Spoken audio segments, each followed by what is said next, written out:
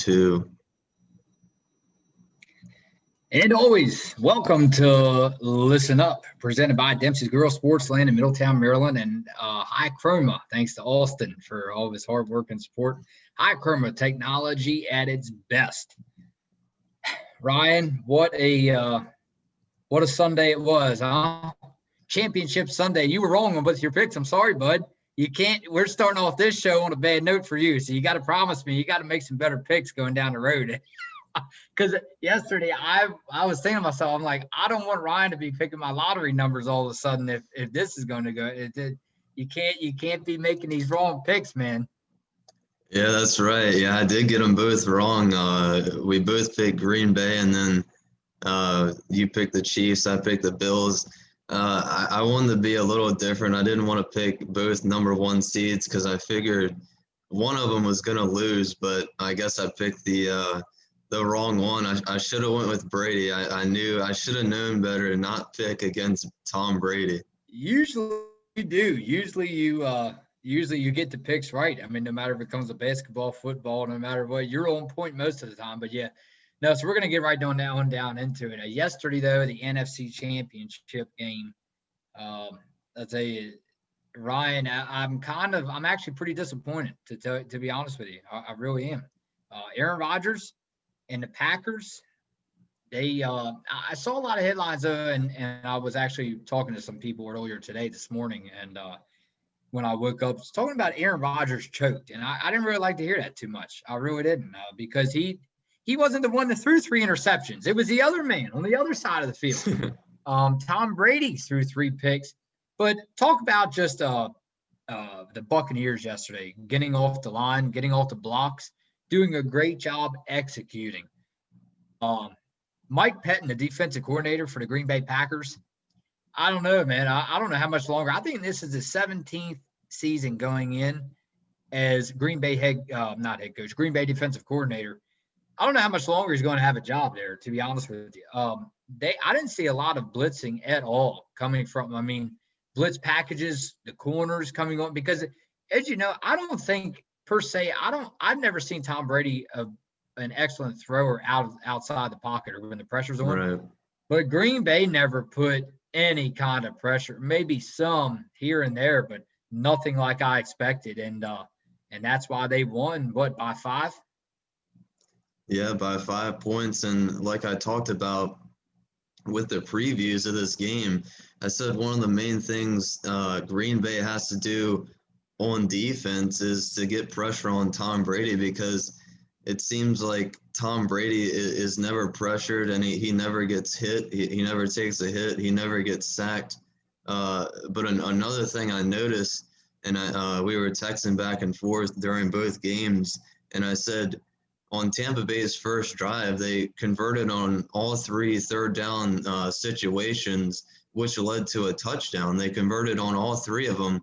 And you can't win if you don't stop the other team on third down. And Tampa Bay's third drive, they convert another third down, a 3rd and 9 on a deep shot to Chris Godwin, which was a good throw and catch. Tom Brady kind of just threw it up, and Chris Godwin was able to come down with it. And then the next play, a 20-yard touchdown run by Leonard Fournette put Tampa Bay up 14-7. And, Green Bay gets the ball back. They have a chance to score before halftime. And Rodgers throws an interception at midfield. And with 8 seconds left, Tom Brady launches a 39-yard bomb to Scotty Miller for a touchdown right before the half to put the Bucs. Yeah, I'm glad you brought that up, because I don't care what kind of team you are, it looked like man coverage. Right before the half, you can't. Playing Tom Brady, you cannot let that happen. And I was shocked. I was absolutely shocked. There was that midfield, and I was like, no, there's no way they're going to score. And I'll be darned, Tom Brady draws back and makes a throw that we will probably never forget. Of course, he's made a lot of unforgettable throws, but that one, man, I'll tell you what. And the defender just absolutely. He lost the play. He lost the wide receiver, and he got wide open. Yeah, cornerback Kevin King. I'm not sure what he was doing. It was a terrible coverage, a terrible play call from Green Bay. Like you said, it was straight up man coverage, and cornerback Kevin King is just like he kept looking back at Brady, and all of a sudden he turned back around to the receiver Scotty Miller, and Miller had already had like 2 or 3 steps on him, and it was a touchdown. So I just gave the Bucks all the momentum, and Green Bay comes out. They get the ball to start the second half. Aaron Jones fumbles, and then the Bucks get another easy touchdown. And like you said, Brady threw 3 interceptions. It was on 3 straight drives, but it just seemed like I think Green Bay only scored on one of those interceptions. And Do you see the difference? So I'm gonna stop you there. Do you see the difference of what the damage Tom Brady did to Green Bay and the damage that Aaron Rodgers could not do to Tampa Bay? Because Aaron Rodgers was being pressured mainly all game. They got, and yeah, I don't know if I'm stop saying Aaron Rodgers he fell apart. So I don't want stop saying that he choked. If Aaron Rodgers choked, the offensive line choked. The offensive line choked. The defense choked. Don't sit back and tell me one player choked because, Ryan, we all know at the end of the day, the Super Bowl, the Lombardi Trophy, what is that?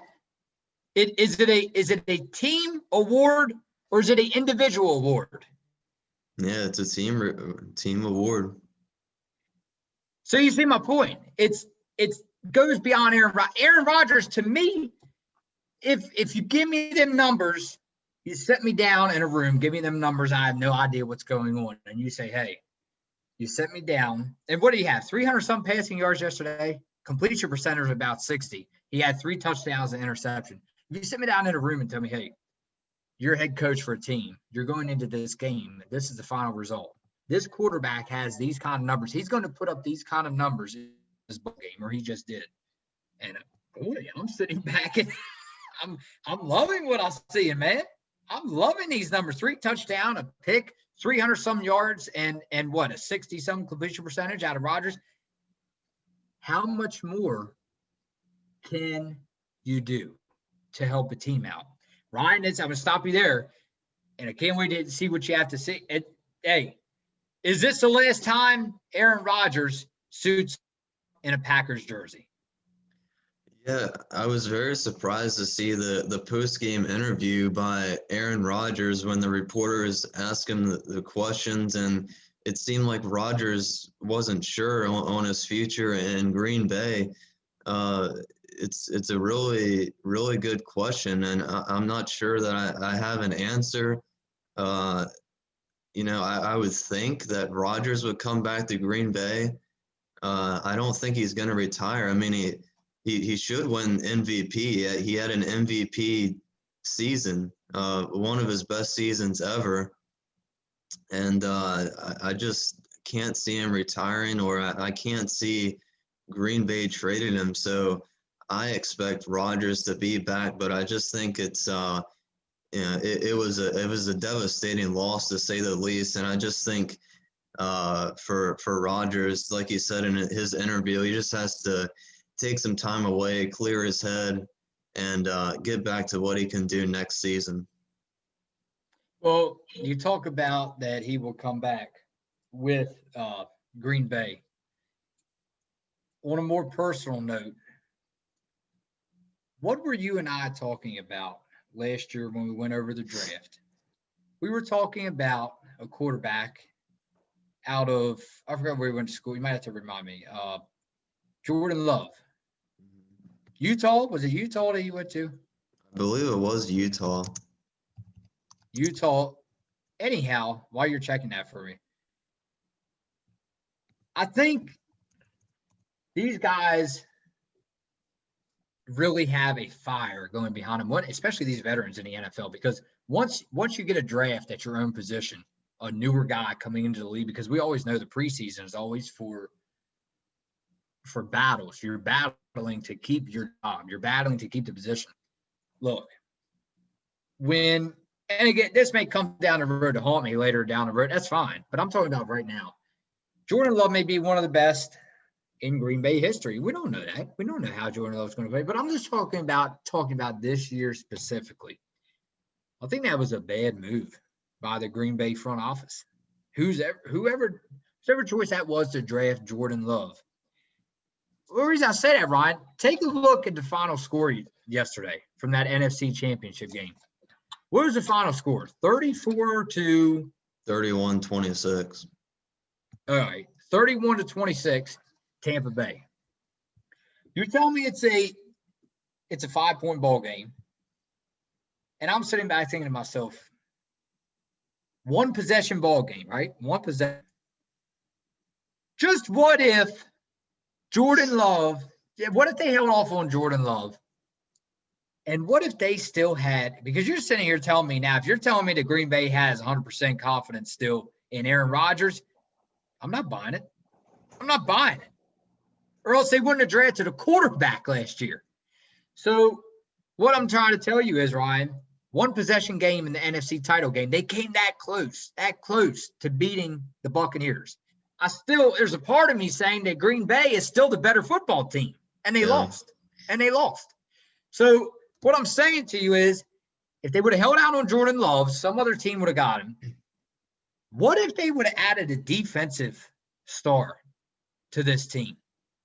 What if they would have drafted, not saying that he really needed it, Aaron Rodgers. What if they would have drafted an offensive weapon, another wide receiver, running back, tight end, offensive guard, whatever?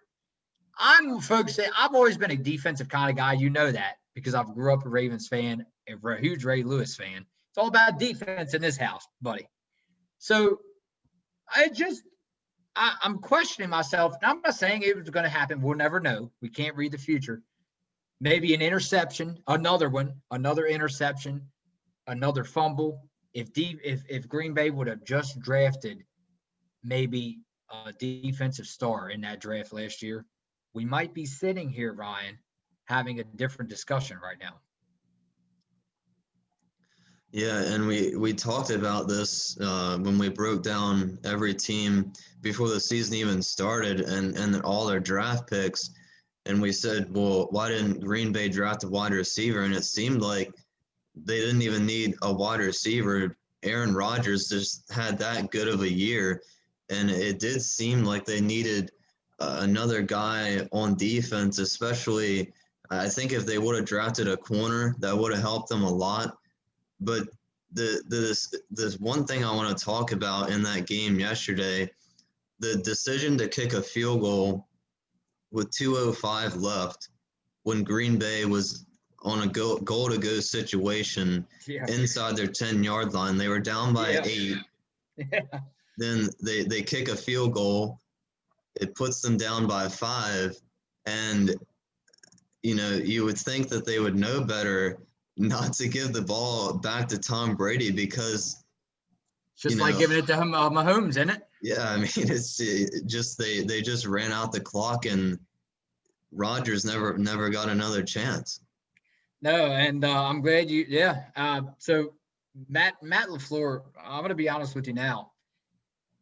I'm not disrespecting him. I'm not disrespecting Aaron Rodgers. I'm not.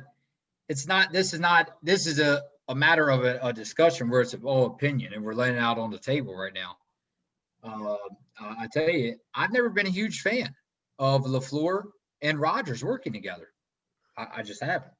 And I think once, who is the coach for Dallas now? Mike McCarthy. When McCarthy used to be under Rodgers, I think it was a lot better relationship in Green Bay. I'm not just saying that because they won a Super Bowl together. I'm saying it because I've heard some comments here and there, I believe, about LaFleur and Rodgers. Maybe I don't know. I just think for some reason it's not there. It's not there with LaFleur and Rodgers. And it's I tell you again. Now compared to Brady's 6 Super Bowls, we just had this discussion last week, and compared to Rodgers' 1 Super Bowl, yeah, definitely. When you talk about deserving players and deserving rings. And there's a reason. There's a reason why Vegas had Green Bay favored in this ball game. They just came up short. And yeah, I don't think that I think Aaron Rodgers actually gets the higher grade in this game than Tom Brady, but yet Brady won. So, man, it's yeah, I'm actually pretty disappointed if you want me to be honest with you. Now, again, I'm not disappointed at the matchup we're getting in 2 weeks because if you Yeah, remember, I told you, man, this is like when old meets or when the future meets the past. I mean, this is going to be the fun. present. This is going to be fun coming up in 2 weeks. Um, but yeah, talk about a disappointment. It's going to be a while. Take the COVID factors out of it. Take everything else, whatever you want out of it. The limited attendance this year. This one's going to sting for a while in Green Bay. Yeah, I mean, Rodgers, we said it was Rodgers' first time hosting a NFC championship at Lambeau Field. And it's just like they have all the motivation. It's just like they have everything on their side.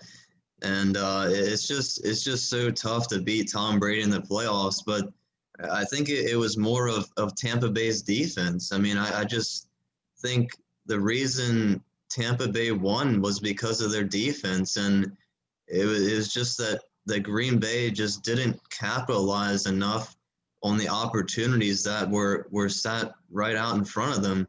The first time Green Bay kicked a field goal, I can't remember what drive it was on, but they passed three straight times and three straight incompletions. They had to kick a field goal, and one of them was a drop by Devontae Adams. How many times do you see Devontae Adams drop a pass? So it was just that Green Bay defense didn't stop them enough on third down, and Green Bay didn't. They just didn't, turn those opportunities into enough touchdowns on offense. I think we didn't credit the Tampa Bay, or at least coming into this game, I didn't credit the Tampa Bay defense like I should have. I mean, the numbers were sitting right in front of me. And I mean, talk about in 2019, Tampa Bay defense ranked 19th, or excuse me, in 2019 they ranked 15th to defense, and then in 2020, they went this season they were ranked sixth in the whole league. So Jason Pierre-Paul, I know you're all too familiar with that name. It used to be with the Giants. He stepped up big, had a sack, I believe a couple sacks in yesterday's game. And Ndamukong Suh, Vita Vea came back. Those big guys in the middle. Levante David. That's a lot. It's just like, yeah. And it's just like, oh my gosh, you forget those names are in the dust. When you think about, hey, Tom Brady's here. So that's all it's like he takes over the spotlight. But guess what? Yeah. This defense, it's a good darn thing Tom Brady had this defense behind him on Sunday, or else you know what? Brady might be sitting at home right now. Yeah. So I think that I don't know about you. I think Tom Brady should take his men out to maybe Outback or a Red Lobster one night and treat them to a good old fashioned dinner, huh? Yeah, I know. When Tom Brady was with New England, he gave his offensive line those big expensive watches because the Tom Brady never gets sacked or he never gets hit. So he's got to reward them and show him his appreciation. Just the way, man, that Brady floats that ball and still comes off of the line of scrimmage it's absolutely amazing at age 43. Yeah, it's just incredible. He's been doing it for so long, and it's just Well, I think that, and I want to mention to you too, I think the play action. Did you see the play action from Brady? And I mean, I think they run. To me, it's kind of similar watching him change it up at the line of scrimmage and stuff. It's kind of similar to what Tennessee has going with Henry and Tannehill. You know what I mean? Yeah. And I think it just threw Green Bay's defense completely off track because you saw, I mean, Brady had wide open targets the whole day. Yeah, and I just think Green Bay is just like their pass rush. Kenny Clark, Zadarius Smith, they just didn't get enough pressures on defense. Now, both defenses played the run very well. Both offenses couldn't really run the ball that much, but it's just like it's Tom Brady never gets sacked. And when you play Tom Brady, you need to get in his head a little bit. You need to get him on the ground and just shaken up a little bit. And it's just they didn't get enough pressure. They didn't.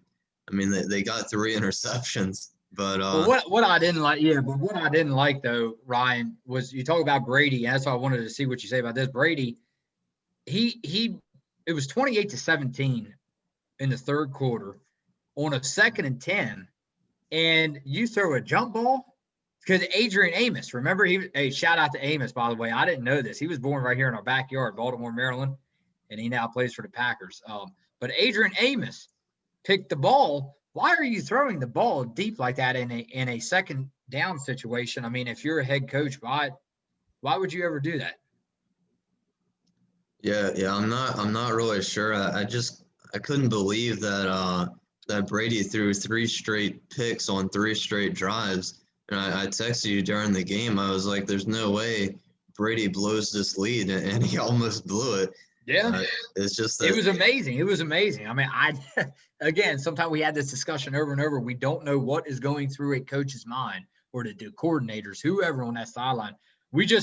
The best conclusion that we could come up with is sometimes they overthink. That's the best possibility I can think of, because I don't know of any other answer, if you will, to these situations, Ryan. yeah, and I mean Tampa Bay couldn't, like I said, they couldn't really run the ball, so that might have been some explanation for why they were throwing it as much as they did. They couldn't get anything on the ground going, and Brady throws those 3 picks, and uh, Green Bay just wasn't able to turn those into touchdowns, and that's ultimately why they lost the game. All right, switching over to the AFC Championship. Before we head on out of here, it was 38-24. The Bills are heading home, Ryan. No more flipping off of trucks, doing front flips and breaking folding tables Yeah. for another 8 or so months, because the Buffalo Bills are heading home. Again, not a shocker. They were down 9-0 early in this ball game, but guess what happened to them? They got mahomed, as I like to call it. They got mahomed, and that was it. I mean, what else can you say? Kansas City scored 21 points in the second quarter. If you're playing on the road in an AFC title game, that's not the recipe to winning ball games, if you ask me. Yeah, I mean, Chiefs punt returner McCole Hardman muffed the punt. The Bills recover. They take the early 9-0 lead. And I'm sitting there thinking, are the Bills actually going to be able to keep this up for 4 quarters? Yeah, well, I'll cut you off right there and I'll let you finish. What I was thinking going through my mind, because we had the discussion so many times. I thought it was a little, I had my eye on the score. Hey, 9-0. What did we just see Kansas City do all year last season? Come back. They came back. They're the kings of coming back. Okay, they're the king not only of winning, but they're the kings of coming back. But go ahead. Yeah, and the answer was no. They weren't able to keep the pressure on. Heck no. And yeah, like you said, Kansas City scores 3 touchdowns on their next 3 possessions. In the first half, they go up 21-12. Then in the second half, Buffalo is still unable to stop Kansas City. Josh Allen throws his first interception in the playoffs. And on offense, the Bills kicked 4 field goals. 2 of them were on goal-to-go situations. And you just can't beat the Chiefs by kicking field goals. It's just not going to work. Travis Kelce and Tyreek Hill in that game, just unstoppable, like they were all season long. The Bills just had no answer for the explosive dynamic duo, probably the most explosive duo in the league, and they were just unguardable.